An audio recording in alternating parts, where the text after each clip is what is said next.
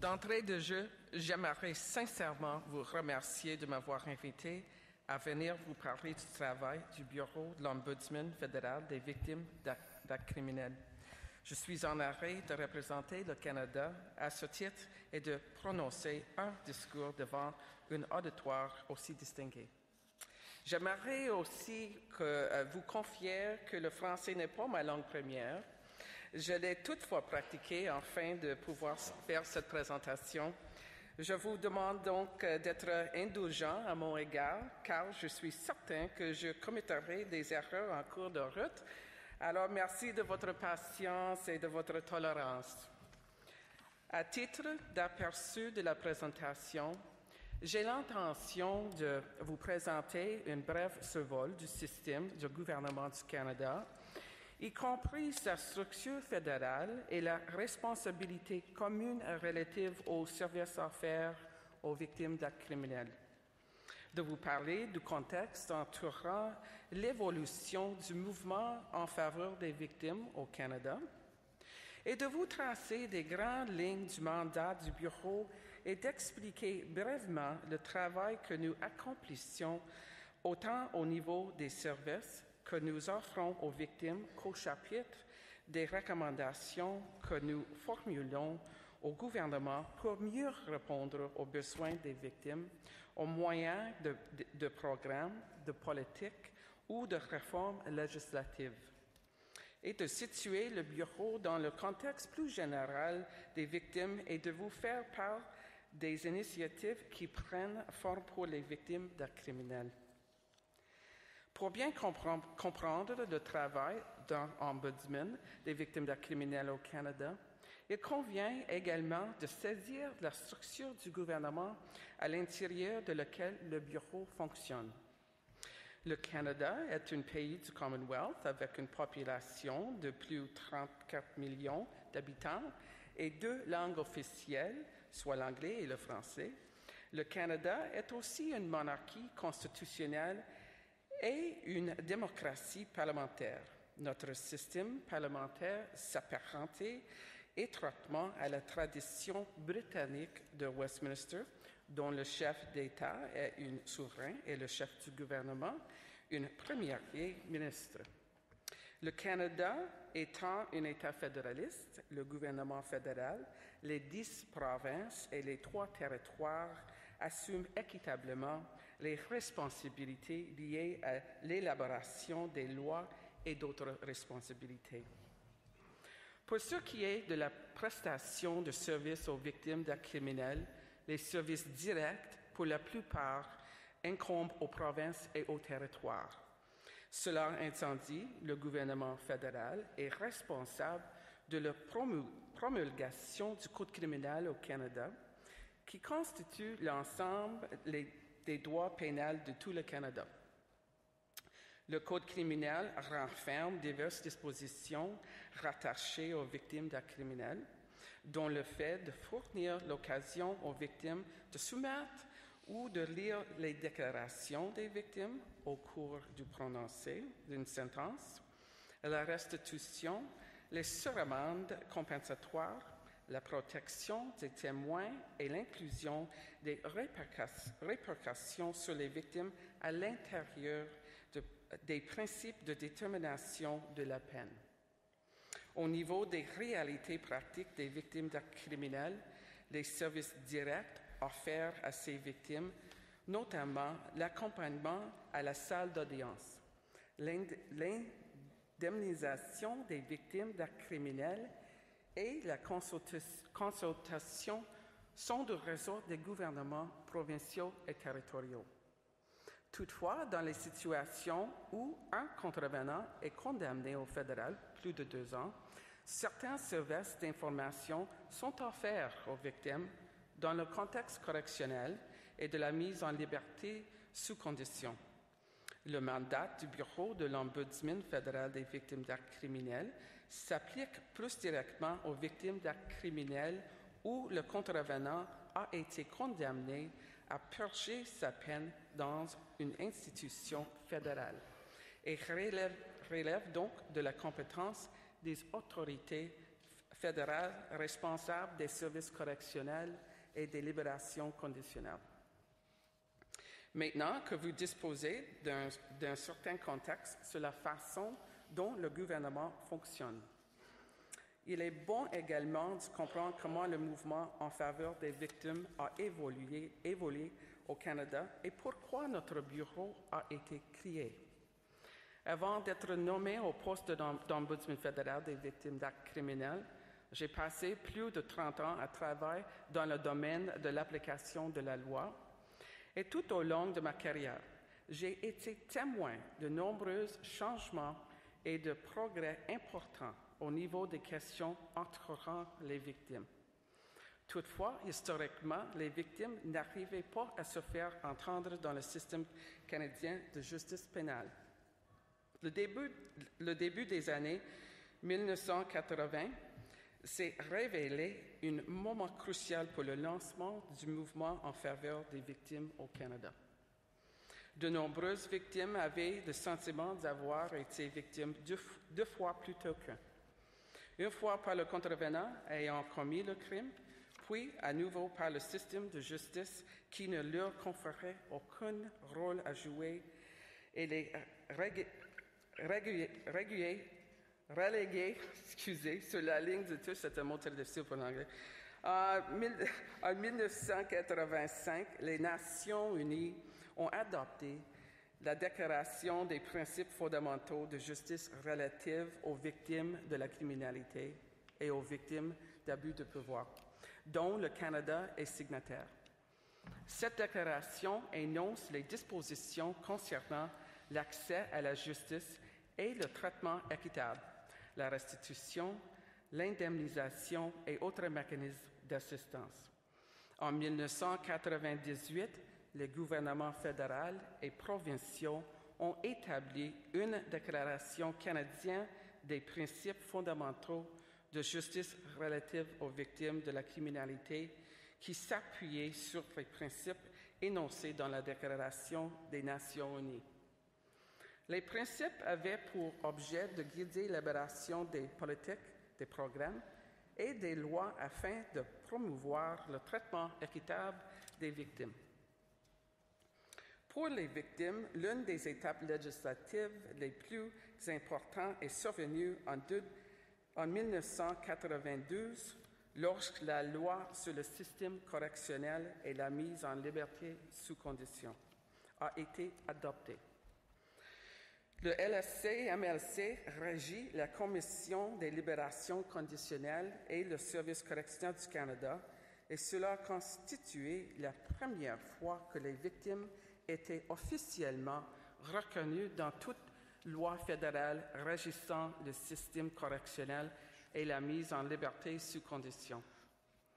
Le Service correctionnel du Canada désigne la LSC-MLC comme une étape importante dans l'avancement des droits de la personne dans les services correctionnels.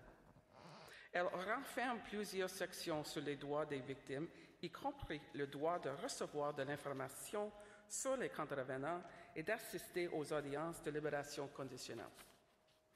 En 1988, le Parlement a procédé à un examen exhaustif du rôle de la victime dans le système judiciaire. J'aimerais souligner une citation tirée de son rapport « Les droits des victimes participer sans entraver ». En résumé, les victimes demandent à participer à toutes les étapes du système de justice pénale plutôt que de vouloir entraver celui-ci. Elles demandent des renseignements et des notifications sur le fonctionnement du système de justice pénale et sur les programmes et les services qui leur sont accessibles et sur les diverses étapes de l'affaire à laquelle elles sont mêlées. Elle soutient qu'elles ont droit d'être traitées avec dignité. Elle préconise la mise à disposition de suffisamment de ressources financières, humaines et autres. Programme à l'intention des victimes d'actes criminels. Elles reconnaissent comme un problème crucial l'inégalité de disponibilité des programmes et des services en faveur des victimes entre les provinces et les territoires, et même à l'intérieur de ceux-ci. À leurs avis, s'occuper de ces problèmes corrigera le déséquilibre qu'elles perçoivent dans le système de justice pénale. En rapport aux recommandations formulées à partir de cet examen, le gouvernement a lancé l'initiative sur les victimes d'actes criminels en 1988. Les services offerts par le gouvernement fédéral, par l'entremise de l'initiative, comprennent la réforme du droit pénal et l'élaboration de politiques, la recherche, la consultation, la coordination fédérale, provinciale, territoriale, l'aide aux témoins dans le nord du Canada, ainsi que l'administration d'un programme de subventions et de contributions.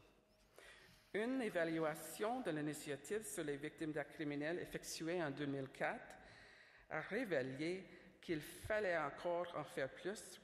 Un financement accru a été consenti et l'initiative sur les victimes d'actes criminels a été élargie afin de créer la stratégie fédérale d'aide aux victimes. Ce financement accru devait être utilisé pour que les victimes aient davantage leur mot à dire au niveau des services correctionnels fédéraux et du système judiciaire, un meilleur accès aux services et enfin pour établir notre bureau, soit le bureau de l'Ombudsman fédéral des victimes d'actes criminels. La mise sur pied du bureau se voulait la réponse du gouvernement aux appels à l'action formulée par les nombreux groupes de défense des victimes et les organismes non gouvernementaux.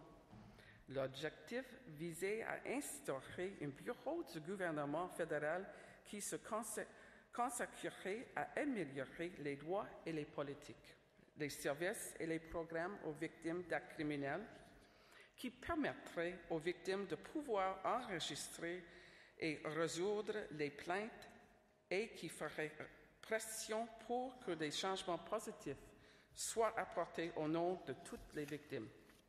L'intention était de créer un organisme indépendant qui veillerait à ce que le gouvernement s'acquitte de ses responsabilités à l'égard des victimes d'actes criminels.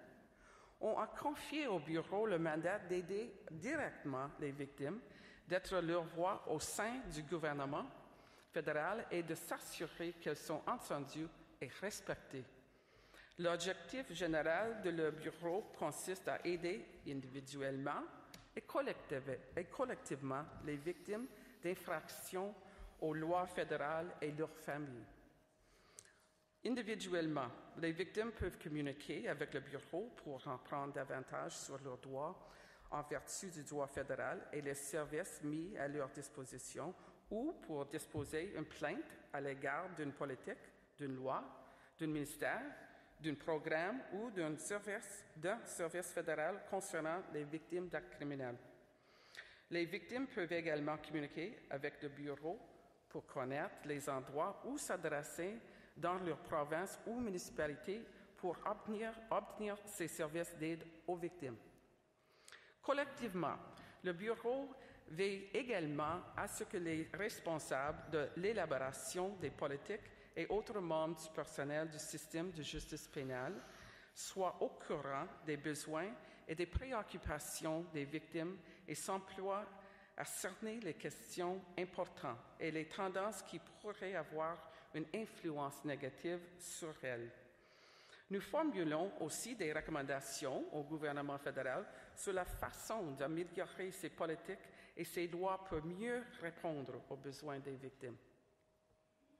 Le mandat du bureau porte exclusivement sur les questions de compétences fédérales et consiste à promouvoir l'accès des victimes aux programmes et aux services fédéraux mis à leur disposition, à traiter les plaintes des victimes portant sur le non-respect des dispositions de la loi sur le système correctionnel et la mise en liberté sous condition, qui s'applique aux victimes d'actes criminels perpétrés par les délinquants sous responsabilité fédérale, à sensibiliser le personnel du système de justice pénale et les responsables des politiques aux besoins et aux préoccupations des victimes d'actes criminels, ainsi qu'aux lois que les défendent que de défendre et notamment à promouvoir les principes énoncés dans la Déclaration canadienne des principes fondamentaux de justice relative aux victimes de la criminalité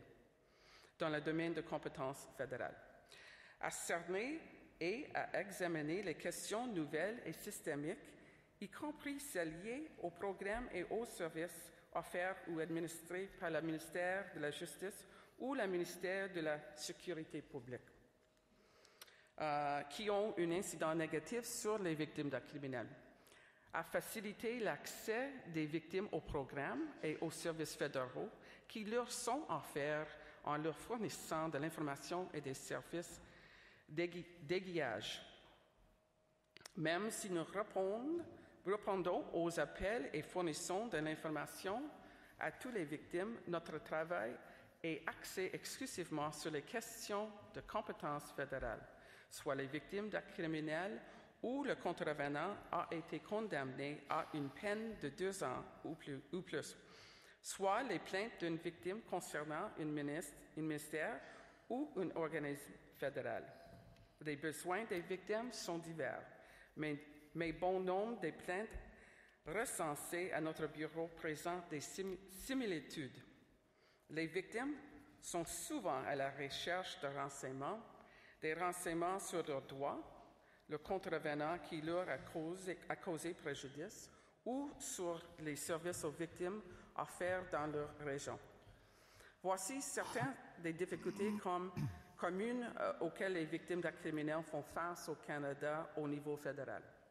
L'absence de services normalisés à l'échelle des provinces ou des territoires, une incapacité à obtenir de l'information sur leurs droits et le contrevenant qui leur a causé préjudice, le manque d'occasion de participer au processus de prise de décision, l'absence d'un cadre législatif propre aux victimes ou décrivant les fondements du traitement accordé aux victimes au Canada. Ces difficultés sont communiquées à notre bureau sur une base régulière, au moyen d'appels téléphoniques, à des numéros sans frais, des courriels, de facsimiles et de correspondances écrites. Les agents examinent des plaintes, font tout en leur possible pour fournir un mécanisme de règlement aux victimes ou les diriger vers les services d'assistance appropriés. Sur le plan de la valeur du bureau et de la différence que nous faisons pour des victimes d'actes criminels, les interventions que nous effectuons pour résoudre les plaintes représentent des domaines à l'intérieur desquels le succès du bureau peut réellement être mesuré et compris. Nous sommes en mesure d'offrir un mécanisme de résolution aux victimes d'actes criminels qui portent plainte sur une base individuelle. Ici, les interventions sont faites en négociant des changements stratégiques, suggérant des modifications aux procédures et aux opérations, facilitant le dialogue et, dans certains cas, facilitant les excuses aux victimes des organismes. Ainsi, le Bureau de la valeur pour les victimes en proposant des interventions qui contribuaient à résoudre la plainte d'une personne au niveau opérationnel. Ceci entendu, il arrive souvent que les plaintes individuelles portées à l'attention du bureau signalent l'existence d'un problème systémique plus important, qui ne peut être résolu à un niveau individuel et qui a le potentiel d'exercer une incidence sur les nombreuses victimes d'actes criminels. En pareil cas, la valeur du bureau est constatée dans sa capacité à identifier à quel moment des problèmes systémiques existent et dans sa capacité à titre de bureau indépendant à formuler des recommandations au gouvernement pour qu'il règle ces problèmes. Le bureau dispose de divers mécanismes pour communiquer les recommandations. Souvent, cela englobe la comparution devant les comités parlementaires pour fournir une perspective des victimes sur propositions législatives touchant les victimes d'actes criminels, la formulation de recommandations présentées au ministre concerné au cours des réunions ou au moyen de correspondance écrite, la création et la diffusion de rapports spéciaux décrivant les problèmes en formulant des recommandations. Le Bureau a publié son plus récent rapport en février, et c'est disponible ici aujourd'hui, dans 2012, intitulé « Réorienter la conversation. Comment recentrer le système de justice du Canada pour mieux répondre aux besoins des victimes d'actes criminels. » Ce rapport porte essentiellement sur 3 grands thèmes: l'information aux victimes, la participation significative et les soutiens tangibles. Je vais maintenant vous présenter un aperçu de ce que contient le rapport au sujet de ces thèmes. Information aux victimes. Les victimes veulent obtenir certains renseignements dont elles ont besoin sur leurs droits et privilèges, le système de justice pénale et le contrevenant qui leur ont porté préjudice. Ces renseignements sont cruciaux quant à leur capacité à naviguer à travers le système, planifier leur sécurité au moment de la libération de contrevenants, fournir des déclarations pertinentes à la Commission des libérations conditionnelles pour qu'elles soient prises en compte dans les décisions de remise en liberté. Les recommandations que renferme le rapport offrent des suggestions concrètes relatives aux moyens de fournir davantage de renseignements aux victimes de manière qui répondent le mieux à leurs besoins. En plus des renseignements, les victimes ont indiqué qu'elles doivent obtenir plus d'occasions de participer de manière significative au système de justice. Les victimes sont une partie importante du processus et doivent y participer plutôt que d'être perçues comme des spectateurs dans le processus. Actuellement, le rôle d'une victime dans le système correctionnel et de libération conditionnelle est très limité. Elle n'accède en fait qu'à une très petite quantité de renseignements sur le contrevenant, sans compter qu'on lui offre peu de possibilités de participer au processus décisionnel ou de tenir compte de ce qu'elle a à dire à cet égard. Les recommandations liées à une participation plus significative englobent l'utilisation accrue de la technologie pour faciliter la participation aux audiences de libération conditionnelle et le report d'un examen cas en vue d'une libération conditionnelle lorsqu'une victime n'est pas avisée. Soutien tangible. Outre la participation significative, les victimes au Canada sont souvent confrontées à de sérieuses difficultés financières à la suite d'un crime et ont souvent du mal à accéder aux services. Bien que la plupart des questions d'indemnisation relevant de la compétence des provinces, l'amélioration de l'accès à la restitution et le sûrement compensatoire fédéral ont été identifiés comme des domaines clés de la responsabilité fédérale. Les recommandations continues dans le rapport proposent des façons d'améliorer l'accès à la restitution et la collecte des biens pour les victimes d'actes criminels. Le rapport a également recommandé que le sûrement compensatoire fédéral, qui se veut essentiellement une taxe prélevée sur la condamnation versée directement aux provinces et aux territoires pour financer les services d'aide aux victimes, soit doublé et automatiquement appliqué dans tous les cas. À ce jour, plusieurs recommandations du rapport ont été mises en œuvre par le gouvernement. C'est le temps, hein? OK, désolé, OK. Moi, j'ai juste fait la conclusion. Mais le rapport est disponible et toutes les recommandations, c'est dans le rapport. Essentiellement, réorienter la conversation vise à ce que les Canadiens reconnaissent que les victimes sont plus que les simples spectateurs dans le système de justice pénale. Les victimes doivent être habilitées et on doit leur procurer les outils que leur permettront de jouer un rôle plus important. En ma qualité de l'Ombudsman, j'aimerais que le Canada manifeste davantage son engagement envers les victimes et s'assurant qu'elles bénéficient des droits et privilèges dont elles méritent pour garantir leur traitement juste et équitable. Une dernière ligne. C'est permis, M. Cross? OK. OK. Et juste finalement, à l'heure que nous examinions le chemin devant nous et que nous voulons mettre en place un système qui reconnaît les victimes de manière pertinente, il devait clair que nous devons réorienter la conversation et reconnaître que les victimes ne devraient jamais avoir le sentiment qu'elles viennent au second rang derrière le contrevenant. En guise de conclusion, je tiens à vous remercier d'avoir écouté ma présentation sur le travail de notre bureau. Je suis honoré d'avoir été invité ici aujourd'hui et d'avoir eu l'occasion d'échanger de l'information et de travailler ensemble par-delà les frontières internationales afin de mieux répondre aux besoins des victimes d'actes criminels. Merci beaucoup.